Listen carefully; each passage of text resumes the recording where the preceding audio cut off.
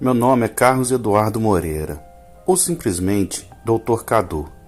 Sou médico e participo de uma ONG que há mais de 20 anos oferece atendimento gratuito a diversas comunidades ribeirinhas do Amazonas. Moro em Brasília e uma vez por ano eu e alguns amigos viajamos para cumprir essa missão. Além de atendimento médico, distribuímos cestas com alimentos, roupas, brinquedos para as crianças e ainda fazemos palestras sobre diversos temas, como saúde preventiva e preservação ambiental. No ano de 98, eu era jovem recém-formado e cheio de sonhos e energia, e abracei essa missão de ajudar pessoas dos rincões desse nosso Brasil, que tem pouco ou nenhum acesso ao atendimento na área de saúde. Naquele ano, a gente tinha como destino uma cidade do interior do Amazonas, chamada de Ipixuna. Cidade essa que fica quase na fronteira com Acre. Então, a gente embarcou para Rio Branco e de lá seguimos viagem por via terrestre. A viagem por terra foi cansativa e demorada, e quando conseguimos chegar, já era madrugada. Assim que chegamos à cidade, seguimos direto para o hotel e no dia seguinte, após o café da manhã, embarcamos no nosso barco Gaiola e subimos o rio Juruá. Desta vez, além das equipes de saúde e assistência social que sempre nos acompanhava, o meu amigo Pedro Matos, que é biólogo e fotógrafo, foi com a gente, pois ele queria estudar um pouco mais sobre o bioma amazônico. Tudo estava acontecendo dentro do previsto. Atendíamos durante o dia e viajávamos à noite, rio acima em direção à comunidade seguinte. No terceiro dia, os atendimentos em uma comunidade terminaram ainda pela manhã, então seguimos viagem e chegamos à última comunidade, ainda na parte da tarde, e por isso deu tempo de realizar alguns atendimentos. Para o quarto e último dia da missão, restavam apenas os atendimentos ginecológicos. Como essa não é a minha especialidade, eu teria o dia livre. Sabendo disso, meu amigo Pedro Matos perguntou se não seria possível a gente entrar na floresta para que ele pudesse aprofundar em sua pesquisa e registrar animais em seu habitat. O nosso capitão, mestre Zeca, conhecia um senhor chamado Osias, que era o líder local dos ribeirinhos. Então, perguntou se ele poderia nos guiar na floresta. Ele se prontificou em nos ajudar. Então combinamos de sair no outro dia bem cedo, às 5 horas da manhã. Assim que o sol raiou, embarcamos em um barco menor e navegamos rio acima. Após 1 hora, atracamos em um cais improvisado e entramos na floresta. Para essa expedição foram eu, Dr. Felipe Cruz, que é médico e naturalista convicto, mestre Zeca, seu Osias e um filho dele, chamado Antônio.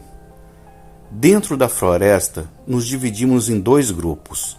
Em um ficou eu, seu Osias e o Pedro. Então, entramos na mata e por volta das 7 horas ouvimos um grito vindo no meio da floresta, bem longe do local que a gente se encontrava. Ao ouvir o grito, Pedro também gritou pensando que fosse alguém do outro grupo. Seu Osias ficou em silêncio. Fez sinal para a gente não falar nada e depois de um tempo ele disse: "Isso aí não é grito de gente não, doutor. Dentro da floresta existem criaturas que vocês nem conhecem, e elas imitam a voz dos homens, para atrair caçadores e depois devorar eles. É por isso que a gente não pode responder quando escuta um grito desses." Na dúvida, eu passei um rádio para o outro grupo e perguntei se foram eles que gritaram. Eles disseram que não, mas também ouviram um grito e pensaram que fosse nosso grupo. Seu Osias, através do rádio, chamou o outro grupo que não demorou em chegar. Assim que o outro grupo chegou, Seu Osias começou a falar. Os doutores são homens das ciências, mas pode ter certeza que nesse mundo existe muita coisa oculta aos olhos dos homens.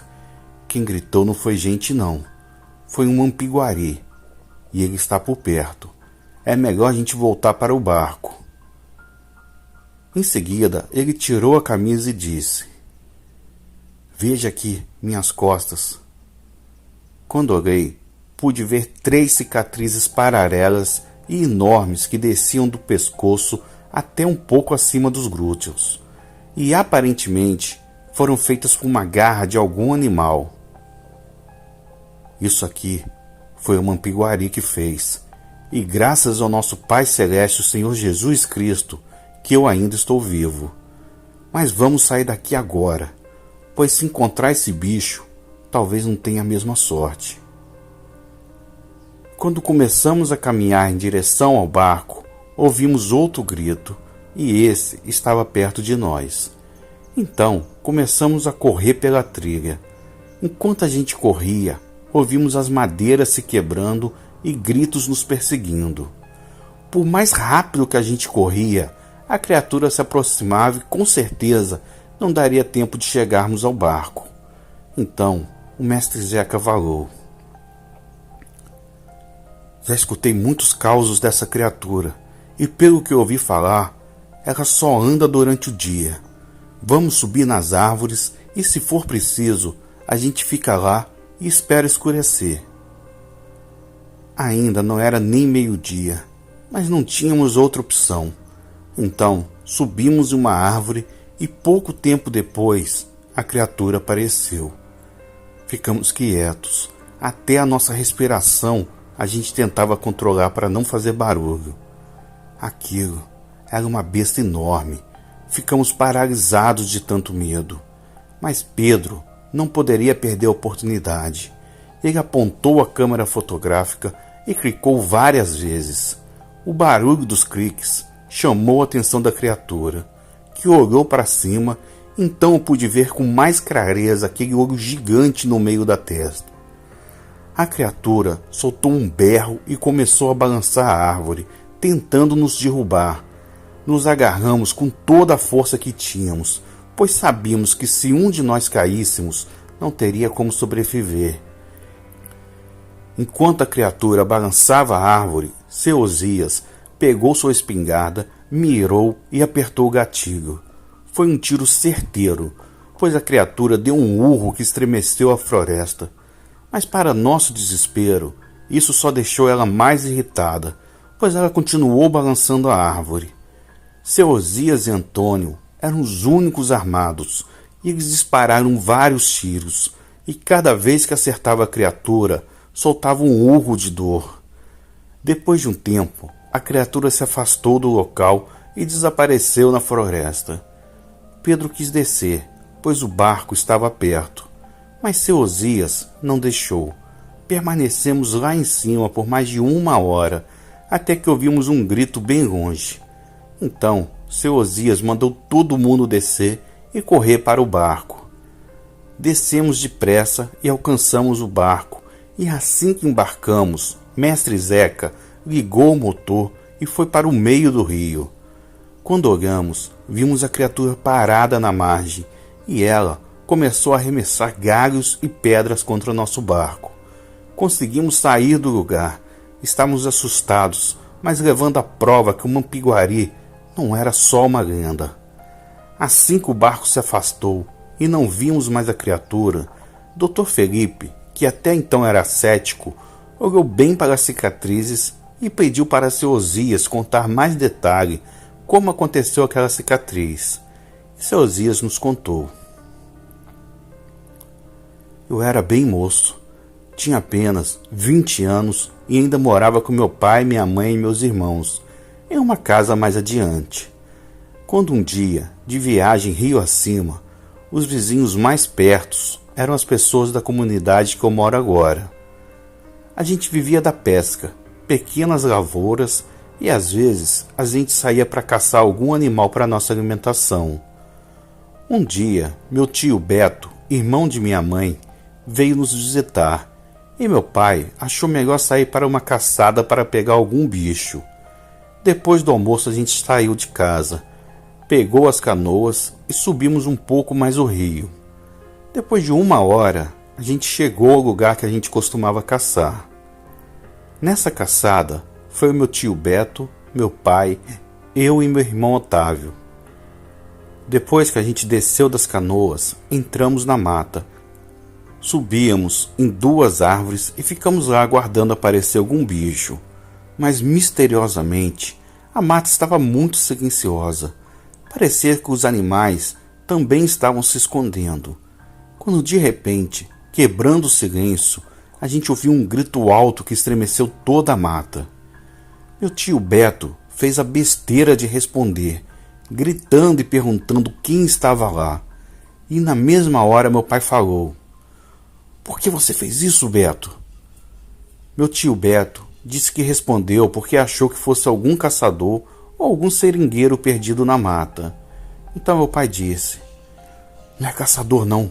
Quem grita dessa forma é o Mampiguari. E agora só nos resta rezar para ele não nos ver." Meu pai mandou a gente subir em um pé de figueira branca, o mais alto que a gente pudesse. E foi só a gente subir que o bicho chegou. Ele era horrível, do tamanho de um urso desses que a gente vê na televisão. O bicho parou embaixo da árvore, farejou o ar e olhou para cima. Quando vi aquilo, quase desmaiei. Ele tinha um olho no meio da testa e a boca na barriga. Tinha tanto dente que parecia a boca de um tubarão. Ele começou a gritar e arremessar galhos para cima tentando nos acertar. Meu pai começou a atirar e em seguida a gente atirou também. Eu sei que a gente acertou um bocado de tiro nele, mas não foi suficiente para matar o bicho. Depois de um tempo, ele embrenhou na floresta e não vimos mais ele. A gente aproveitou para descer da árvore e saímos correndo para o rio, onde estavam as canoas. Quando a gente chegou na beira do rio, parei um pouco para respirar e nessa hora senti uma pancada e desmaiei. Acordei na minha cama todo ensanguentado, enrolado em lençol, sentindo muita dor. Então, meu pai me disse que o Mampiguari veio atrás da gente por dentro da mata, e quando parei um pouco, ele me acertou com as garras nas minhas costas e quase me rasga no meio. Quando eu caí, eles dispararam contra o Mampiguari. Então, ele se afastou um pouco, e nessa hora, eles me arrastaram até a canoa. Me levaram para a cidade e só depois de 2 dias navegando, eu cheguei ao hospital. Mas meu pai achou melhor falar que eu fui atacado por uma onça, pois eles não acreditariam se a gente falasse a verdade. O povo de lá ia dizer que a gente era maluco. Quando o seu Osias terminou seu relato, Pedro deu uma risada e disse: "Agora acredito, mas o lado bom disso é que escapamos ilesos e ainda vou ficar famoso. Fotografei o Mampiguari, vou aparecer até na National Geographic." Então o seu Osias disse: "Não faço ideia do que é isso que o doutor disse que vai aparecer. Mas se for por causa do Mampiguari, pode esquecer, doutor. Esse bicho é encantado. Outras pessoas já tiraram o retrato dele e depois não conseguiram ver nada. Se eu fosse os doutores, não falava nada para ninguém, ou então fazia igual meu pai. Falava que levou uma carreira de uma onça. É melhor mentir e levar nome de leso." Ao chegar à comunidade, Pedro foi logo transferir as fotos para o notebook. Mas ao ver as imagens, ele descobriu que o Mampiguari não aparecia nas fotos. As imagens tinham apenas umas manchas. Ele mostrou para nós, então seu Osias nos disse: "Eu falei, doutor, que não ia adiantar tirar o retrato. Eu sei que o senhor tem muito conhecimento das coisas da ciência, mas nesse mundo tem muita coisa que o senhor não conhece. Existem criaturas encantadas nas matas, nos rios, nas estradas e até nas cidades, e elas vão permanecer assim, escondidas para a maioria das pessoas." Naquela mesma noite, descemos o rio e no dia seguinte chegamos à cidade. Mas meus olhos se abriram para uma realidade que até então não fazia ideia que existisse. Hoje, tenho certeza que a ciência por mais avançada que seja, não explica muitas coisas desse mundo, e que várias criaturas que permaneiam no imaginário popular são reais. Uma boa noite.